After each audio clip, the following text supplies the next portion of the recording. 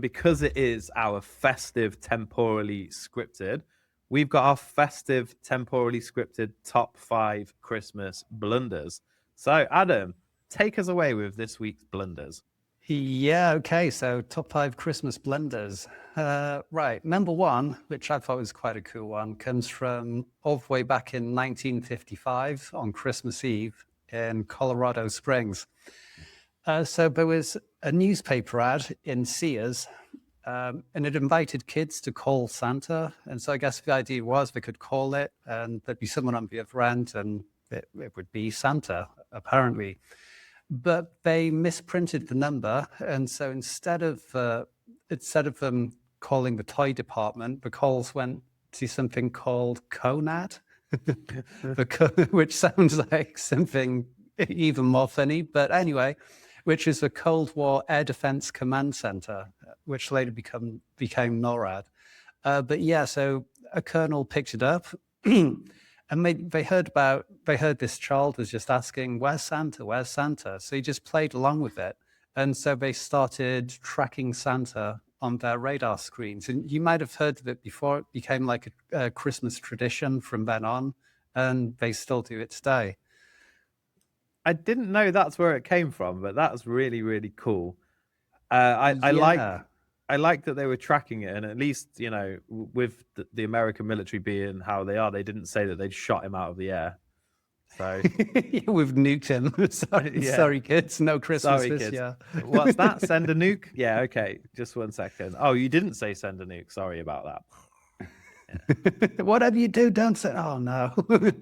But yeah, it's just like it's a really cool sort of PR thing as well that just came about completely accidentally. I will be tracking Santa tomorrow, that's for sure. That sounds pretty good to me. I'm excited for tracking Santa tomorrow.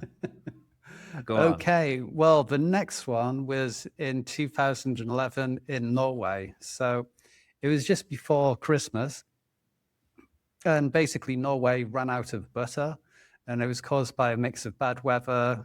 There was a drop in milk production, and people changing the diets as well away from butter, I guess more into things with like seed oils and stuff like that. And there was tariffs as well.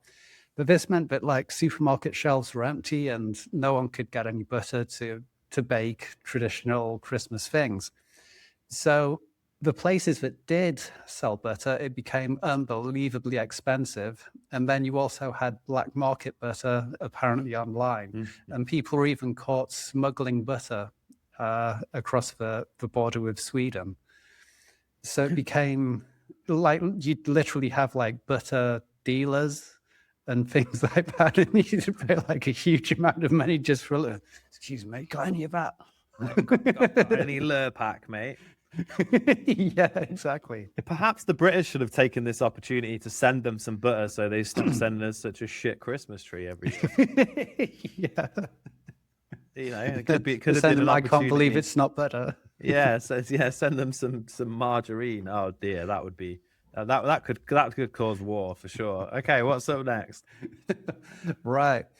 This was also quite good. Domino's Japan and the reindeer delivery fiasco. So this was in 2016 in Hokkaido, Japan. So Domino's thought, they came up with this idea. They thought, how cool would it be if at Christmas we could have pizza delivered by real reindeer pulling sleighs? Because it gets sunny in Hokkaido, and thought this would be amazing.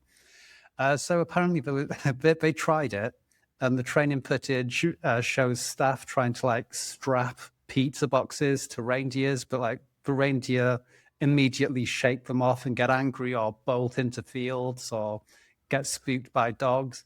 So they tried it for like a week, but they quietly scrapped the plan, admitting that it was difficult to control for reindeer, and switched to scooters dressed up in reindeer cosplay instead.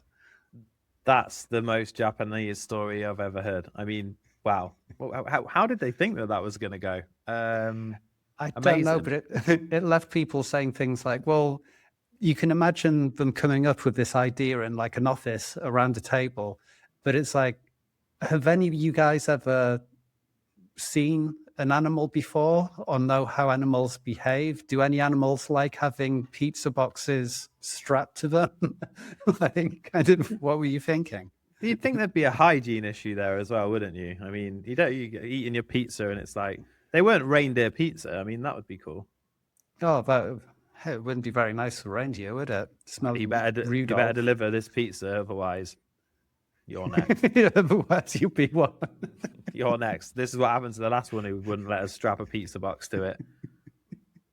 Better deliver it. Yeah, exactly. All right, what's next? The next one was the Christmas ad that fed pudding to the dog. So this is 2012, Morrison's in the UK.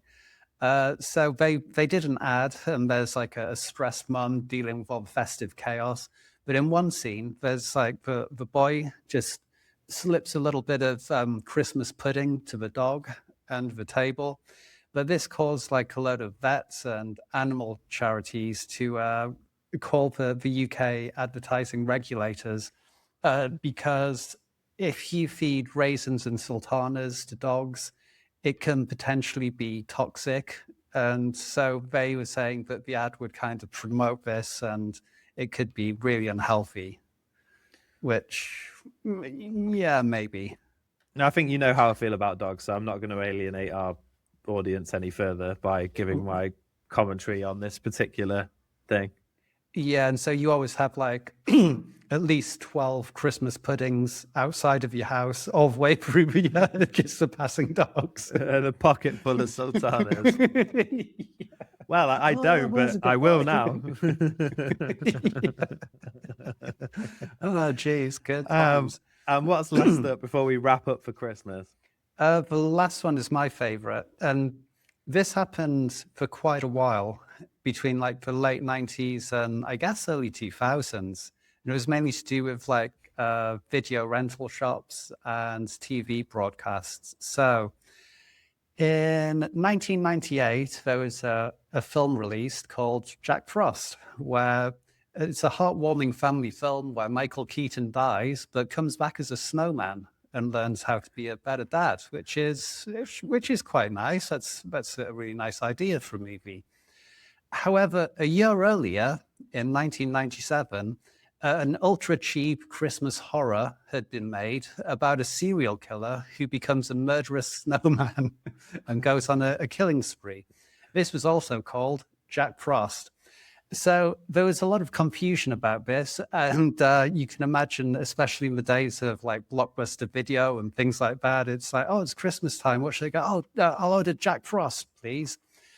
And so, yeah, you'd settle down for that nice family movie on, I don't know, Christmas Day, Christmas Eve, and then just see this snowman go on a killing spree and hack people to death. I don't know. I know what movie my kids are watching tonight. It will be called Jack Frost, but who knows which one. Merry Christmas. Wow, I love that. That's an awesome top 5, so thank you very much. Guys, if you've got through to this far, make sure you give us a like and a subscribe and even a cheeky comment at the bottom to wish us a happy Christmas. Temporally Scripted, what a year it's been. We've released almost 40 episodes. We've got plenty more planned next year. 2026 is going to be a big one. We're going to push ourselves from 26 subscribers to at least 30 over the next 12 months ahead. We've got big ambitions for the channel. But thank you. That is a lot of ambition. Yeah, thanks, Adam, for all of this year and for getting us to where we are. And happy Christmas to you, my friend, and happy Christmas to the viewers. Yeah, well, same. Thank you. It's been a great year, as I'm sure our viewers can tell.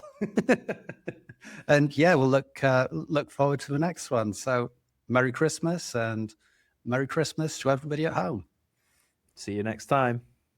Bye.